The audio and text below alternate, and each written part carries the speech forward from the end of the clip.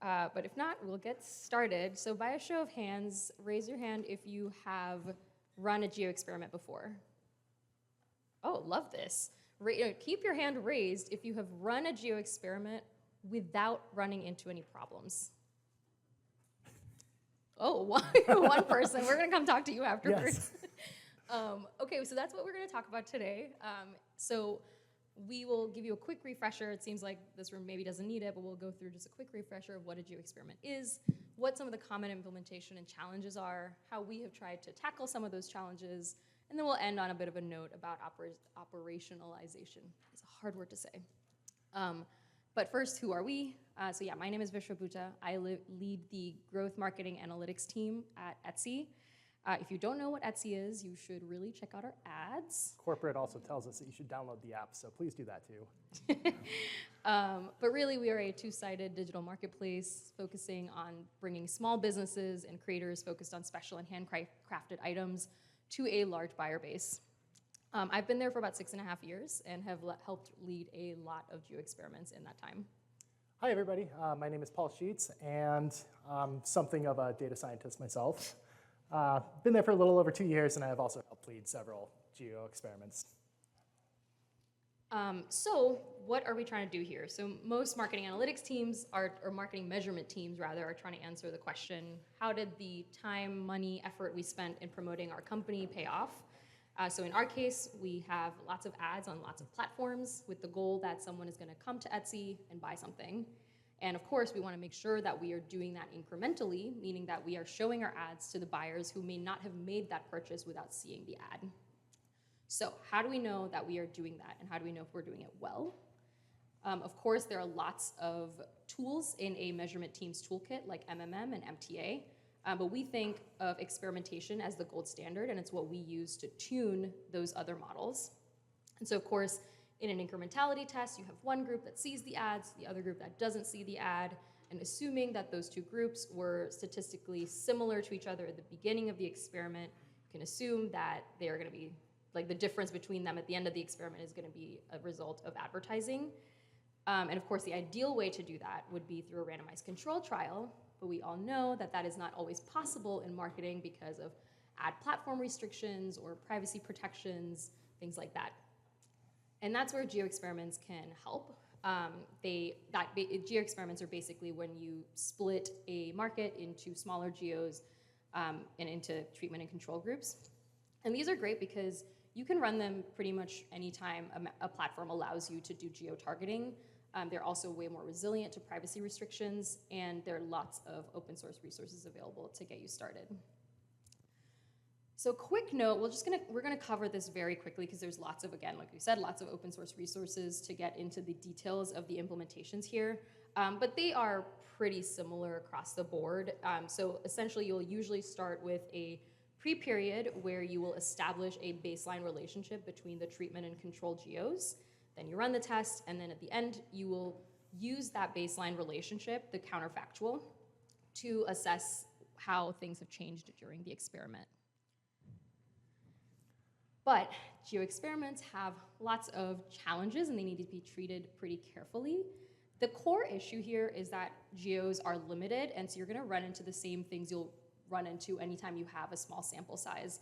So the experiment might take a lot longer to get to power. If there is a specific geo or a large geo that has a lot of noise, it'll lead to an overall noisy read and reduce your precision. And it can be pretty expensive because you're not just holding back a small percentage of users from seeing your ads, you might be holding back half a country.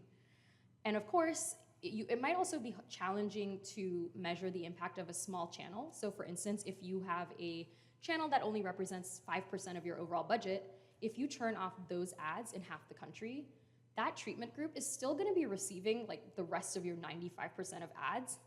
And so even if the effect size of that small channel is pretty substantial for the size of that channel, it might still be hard to detect overall. And because we are looking at geo areas, there might be contamination or leakage due to data issues, or if you're using too granular of a data cut. So for instance, if you're dividing your treatment and control geos using zip codes, for instance, people commute between zip codes on a daily basis, which means you might have people who show up in both the treatment and control group. That's something you have to be careful of.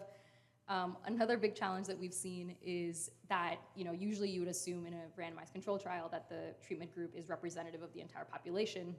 But here, that's something you have to validate. For instance, if you end up with a treatment group that's all made of rural areas, you might have some heterogeneous effects like income or buying power that could affect the generalizability of your results. And things affect geos in different ways. So for instance, a couple years ago, we were trying to run an experiment and ran into issues because states had different policies coming out of the pandemic. And we quickly learned that online shopping behavior is extremely correlated with how stuck in your apartment you are. And of course, when geo experiments do go wrong, it can be really challenging because you've probably sunk a great deal of time and money into them. So for instance, I hope none of you were trying to run a geo experiment in France this summer. But in these instances, it often falls to the analytics team to try and salvage the learnings, which can be very stressful. And believe me, we know these are all experiences that come from things that we have run into in the past. So we have basically identified 3 areas where we can intervene, which are really just 2 areas. So the first is, how do we set ourselves up to have the highest likelihood of a successful experiment? And then second, what do we do when things inevitably go wrong? So within that first area, you have the experiment design itself, which is really the philosophy of, what are the goals, the methods that we are aligning ourselves to. And then the second is the power analysis, and that is only loosely relevant here. I mean, if you are a frequentist, you will probably be calculating power, like statistical power at that time. But really, it's about how do we implement that statistical experiment. So how are we choosing the geos? How are we validating the design? Whatnot. So starting with the experiment design, obviously this is a room full of data scientists, but we want to make sure that we're zooming out because experiments don't run in a vacuum. There obviously are statistical components that lead to the success of an experiment, but obviously there can also be some serious business considerations that we need to make sure that all the relevant parties, so that's usually marketing, analytics, and finance, are on the same page about.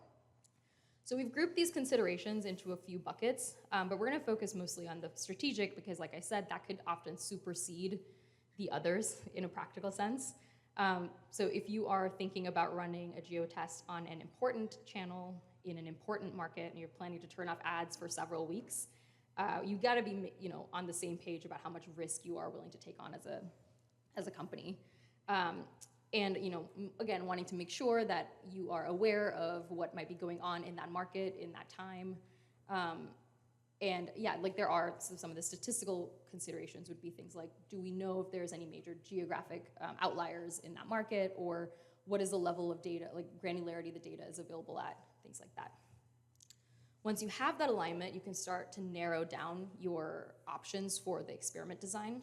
So for instance, if you are trying to run an experiment in the US at the DMA level in a fairly stable time period, a geotest might be a great solution. On the other hand, if you're trying to measure the impact of a really splashy campaign, which for strategic reasons you want to run nationally, you may want to try something like a causal impact. On the other hand, if you are, like we said, trying to run an experiment on a small channel in France right after the Olympics, geotesting might not work for you. So based on some of our experiences, we wanted to share some very high-level tips on what we've seen to be best practices. Of course, your mileage may vary, but we think these are pretty broad-reaching.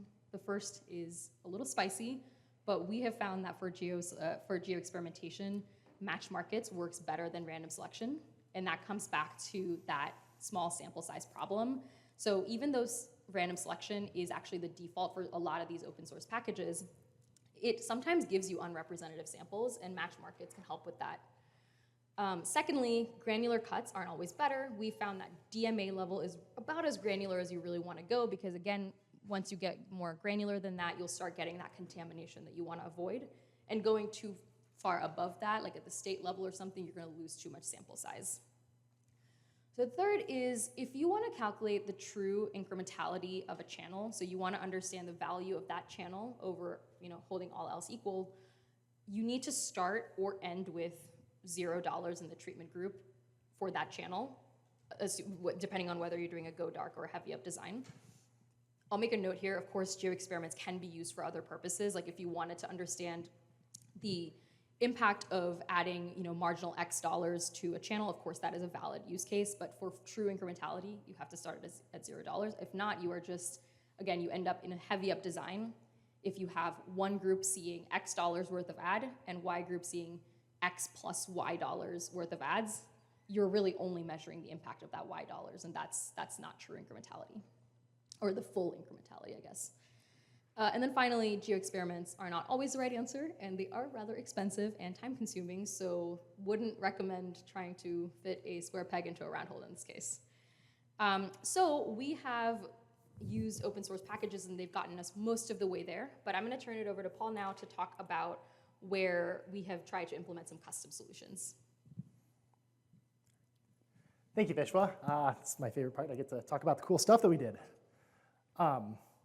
So how many of you have used Meta's GeoLift or Google TBR, Google TBR Match Market, any of those open source geo-testing packages? A couple of you? Okay. So generally when you're using these, there's some tutorials out there, and they usually assume that everything is happening in an ideal setting. Unfortunately, sometimes things are a little bit messier. I'd like to just give a quick anecdote of a case where we have anarchy, in this case the UK, so for any of you classic punk rock fans. So our business in the UK is affected by what happens in London. London represents around 15% of the total UK population, with a disproportionately high amount of wealth and buying power, or a good chunk of the people who like to buy expensive Etsy knickety-knacks and furniture. So this all begs the question, what exactly do we do with London when we're running a geotest? Both including and excluding London may lead to misleading results. Including London in the treatment group may result in a noisy read where small fluctuations in London lead to an overpowering of all the other little tiny geos. So this really, really top-heavy design where London is dominating. On the other hand, if you exclude London from the geotest, you might just not get a true read on what the actual incrementality is in the UK. So what did we do? We made something that we affectionately call the synthetic London. And what this is it's just a way to show how complex geo experimentation can get. You can do all sorts of crazy stuff with it. So with the synthetic London design, it's essentially a nested test design. We started by creating a synthetic London. So we put London in the control group and London alone, or the treatment group, excuse me. And then we selected the best group of geos that best represent London. So effectively, a synthetic control for London. We then took all these geos out of the eligible geo population and then created a secondary design, or a set of secondary designs, from the remaining geos. We then iterated through all of these potential secondary designs while combining them with our synthetic London design until we got to a design where combined, it passed all the tests that we had, and we considered it to be a valid design. So essentially, we were left with 3 independent designs that all laddered up into one, where we could analyze the effect of the treatment on London alone, the effect of the treatment on the non-London geos, and then the overall effect of the treatment across the entire UK. So let's talk a little bit about what we actually do when we're doing a geo experiment. So Vishwa mentioned the first step in the geo test is power analysis, unless you're Bayesian, in which case feel free to ignore the next 4 slides. Seriously though, when we say power analysis, we're not actually talking about like Evan Miller's power analysis calculator that you plug in all your numbers into online. It's a little bit more than this traditional power analysis. Ultimately, when we're doing a power analysis for a geotest, we're trying to answer 3 questions. 1, how much is the test going to cost? 2, how long should we run the test? And 3, what geos should be included or excluded? So with these differences in mind, let's move on to some of the changes that we've made and what we've done in this process. So fundamentally, what we're doing when we conduct a geotest via TBR or GeoLift, which are the methods that we traditionally use, is We're regressing the control group against the test group in the pre-period to create a counterfactual in the test period. So it's essentially fancy difference in differences. If you were at the time series session yesterday, we learned all about that. It was great. We then account for the latent noise, and then we see if the cumulative difference in the test period was big enough to be statistically significant. In a heavy up test design, this is fine, because we can just say, hey, finance, this is going to cost $800 million, and finance will sigh and say, But when we're doing a go dark test, it's a little different, because there's not really a way to control for how much money that you're putting into this. Did I skip a slide? No, I didn't. Yeah, so unlike a heavy up test, the go dark, your budget is fixed by the amount of geos in your test and your control group. So in order to change the budget of the test and therefore the minimum detectable effect, you have to change the geos that are in the treatment group. So ultimately, this becomes much more of an optimization type of exercise where you're trying to optimize two time series subject to a series of constraints. And when you remove the geos from the treatment group, you're changing that relationship. And so there's all these different dynamics that we need to consider. So what we did here is we designed this sort of go dark analysis where we fixed the budget and we were able to iterate through all these proposed designs. And ultimately, there's a little bit of a solution there where we calculated the minimum detectable effect, then the minimum incremental ROI. One last important note here is when we're calculating the minimum detectable effect of the IROI in a go dark test, we had to take a little bit of a haircut off because some people really, really like to click ads. And so if you take away their Google Shopping ads, they're going to click on your Google search ads instead. So while you see your overall costs go down from removing all that spend, you see in other channels your costs go up. So when you're estimating your precision, you have to haircut it a little bit. In our case, that happens to be, we usually use around a 20 to 25% depending on the channel. So as I just mentioned, Geo Experimentation is closer to an optimization problem than a traditional power analysis. In a matched market design, we want to select two sets of geos that best represent one another on aggregate, subject to a series of constraints. And these are the constraints that we typically look into. So revenue and cost coverage geo ratios, we'll get into those later. But oftentimes, by introducing these constraints, it means we aren't selecting the true best sets of geos. Our objective is to balance the best sets of geos with the business requirements.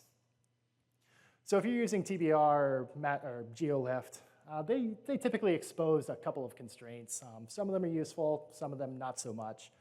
Like I said, these are the four that we've found to be particularly useful when introducing constraints. You might not recognize cost coverage. That's one that we had to code up ourselves. Essentially, cost coverage is the percentage of your total cost represented in your treatment or control group. And so this is the constraint that we use to make sure that we're getting enough budget in the test group to make sure that we're reaching an acceptable minimum detectable effect. So with all this optimization and all this matched markets where we're trying to come up with these two best geo groups that best represent one another on aggregate, we can get into a really, really sticky situation where we start overfitting. So one of the more important things that we've realized and started to implement is a small holdout sample to estimate the sensitivity of our design to detecting false effects. So we wanted to really, really make sure that when we ran this test, we were actually detecting the true incrementality of marketing and not some noise. So what it is it's essentially a placebo test or a holdout test on a small sample in the pre-period. Generally, we try to use a subset that's closest to the actual test times, but in theory, you could use maybe a small holdout prior to the pre-period or even something year over year if you suspect there's some strong seasonality that may be affecting your marketing effectiveness. Of course, this is making the assumption that your channel strategy or your business environment hasn't changed, which of course we know it never does. And then the final modification that we introduced into our power analysis phase was just a way to make sure that our test and our control groups are representative of one another. So we're going to have a quick economics lesson. Who's heard of the Gini coefficient? A couple of people, okay. So the Gini coefficient is shamelessly stolen from my economics degree. It's traditionally used as a measure of inequality within a country. Here, we're using it as a measure of inequality within our treatment and our control groups. So a Gini coefficient of 0 indicates perfect equality, where all of your geos or everybody in the country has perfect, like the same amount of income or population. If you have a Gini coefficient of 1, it indicates perfect inequality, where one geo or one member of the country has all of whatever the metric is. So in our case, we introduced a Gini difference between our test and our control group. So calculate the Gini coefficient for whatever metric you care about in your treatment group, calculate the same metric for your control group, take the difference, introduce it as a constraint to your geo selection process, and we can be relatively sure that the two are representative of each other, at least in regard to that metric. So the nice thing about this is you can use it for pretty much any metric that is a number that you can think of. So population, market penetration, revenue, you're only limited by your creativity. And ultimately, the reason why we're doing all of this is we want to make sure that our geo experiment generalizes to the rest of the global or population of the market. So one of the worst things that can happen is if you run a marketing geotest and you're running it on a non-representative sample of the entire market, and then you roll it out and your IROI is completely wrong. So making it as representative as possible is very important. So once we've selected all the geos and turned off spend for a couple of weeks, it's time to move into the analysis portion of the experiment. So as we were thinking about how to make the analysis better, we framed it within two charges. One, how can we increase the precision of the experiment? That is, make our confidence or credible intervals more narrow. And two, how can we control for the noise and salvage the test read when things like natural disasters, the Olympics happen, things that we weren't planning for happen? So I apologize for the shameless consultancy jargon here, but we created a playbook to address some of the common problems that we encounter when we get into the analysis phase. So our first charge, variance reduction. Ultimately, precision is very important when running a geotest. Higher precision allows for more confidence in our results. And this manifests as stricter priors into the MMM and just general better vibes from our marketing team when we tell them a much narrower confidence interval. So we took two primary approaches to increasing our precision: statistical variance reduction techniques and identification and removal of particularly noisy geos.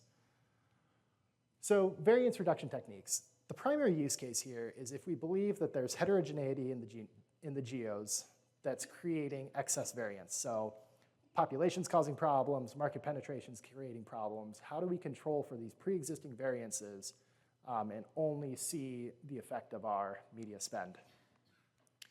So variance reduction is bread and butter of how we've produced these narrow confidence intervals in the analysis phase. Matched markets does help here as well, but ultimately, in the analysis phase, variance reduction has increased our precision by a fairly meaningful amount. Again, if you didn't attend the time series session yesterday, we talked about Cupid a little bit, but I'm going to talk about it a little bit more. So Cupid is, I guess, an invention by Microsoft in 2014 that is essentially a bunch of computer scientists who rediscovered control variables. It's how you can account for pre-existing variation in your test. So think of it as a way to control for those differences in the geographic areas within the geotest that aren't affected by the treatment assignments. Likewise, we used another technique called QPAC, which is a slightly more recent development from DoorDash. It's essentially a way to use predictions from machine learning models as a way to, as essentially a stand-in for the Cupid variables. So together, these actually do a pretty good job of increasing our precision. The second approach that we used here is outlier identification and removal. Some of the geos are really, really noisy. What happened here? There it is. Okay, sorry. So outlier identification and removal. Like I said, some geos are really, really noisy, and they're contributing excess variance to our analysis results. So the way we typically approach this is through leave one out validation, both for our geos and for our dates. Essentially, we iterate through all of our geos and all of our dates in the experiment, taking them out individually one by one, and then we rerun the analysis and see what the actual results were. If our results meaningfully change, or if we see a meaningful change in the precision, then we flag that and look a little bit deeper into removing that. However, with this removal, it is important to note that because you are removing a geo, you're changing that relationship in the pre-period, so you want to make sure that your test design is still valid if you're removing geos. And ultimately, sometimes you can't. Okay, so the second thing we wanted to address is how to approach experiments that have really, really messy results or reads that just don't make sense. This is how we think about when geotests go wrong, what can we do to salvage at least some of the learnings? And so we didn't waste all of that money. So we got three approaches here that we usually take. The first here is a confidence interval sensitivity analysis. So this is more of a heuristic gut check on our confidence interval. It's really useful for understanding what we would need to believe for our results to be true. So a good example of this is we ran a geotest recently where our results had a really, really wide confidence interval, but about half the confidence interval indicated that we would have seen like a 20% decline year over year in our business had that actual incrementality number been true. And we just knew from our other markets where we weren't running nearly as much marketing spend in this channel that that was likely not to be the case. So we were able to heuristically take out a good chunk of that confidence interval and reduce some of the noise in our read there. So the second approach we use is exogenous variables. So this is similar to Cupid, but in this case, we're not talking about static variables. We're talking about variables that evolve over time. So this is where we're incorporating these time-dependent variables directly into the regression equation. A good example of this, when this was really, really useful for us, was we ran a test in a reasonably well-behaved channel not too long ago over Mother's Day. And the experiment read started out really, really good. We saw our spend go down, or our incrementality go down. It was working great. And then suddenly, midway through, it started going up, which indicated that we had a negative IROI. I have never seen finance so happy when they realized that they might be able to cut all of our marketing spend, but we knew something was probably wrong there, just based on the prior experiments that we had run on the channel in other markets and year over year. So what we ended up doing here is we incorporated SEO clicks containing mothers and Mother's Day, and we found out that some geos really, really love their mom. And so when we incorporated this and these clicks and this search traffic into our experiment results, what we saw is that bump went away, and we were able to salvage at least what we would expect to be a relatively reasonable range.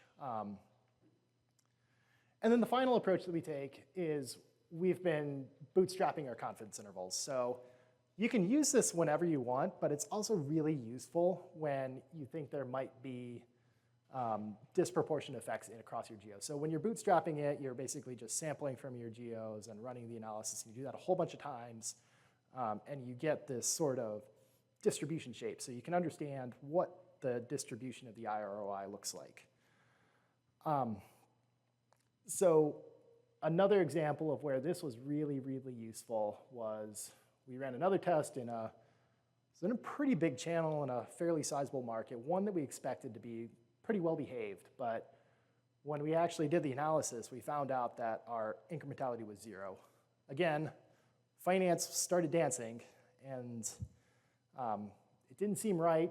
So we took this bootstrapped approach, and we actually found out that there was pretty strong multimodality in the test. So we had a series of geos that had an incremental ROI of negative, and that was due to some other exogenous factors. And then some that was right around where we would expect. So by doing that, we were able to identify these geos that weren't behaving well, and we were able to have a better idea of what the true IROI of the test was. Of course, all of this stuff is well and great, but if you don't do anything with it, it's all just smoke and mirrors. So I'm going to turn it back over to Vishwa to just talk about how we actually use these results and close this out.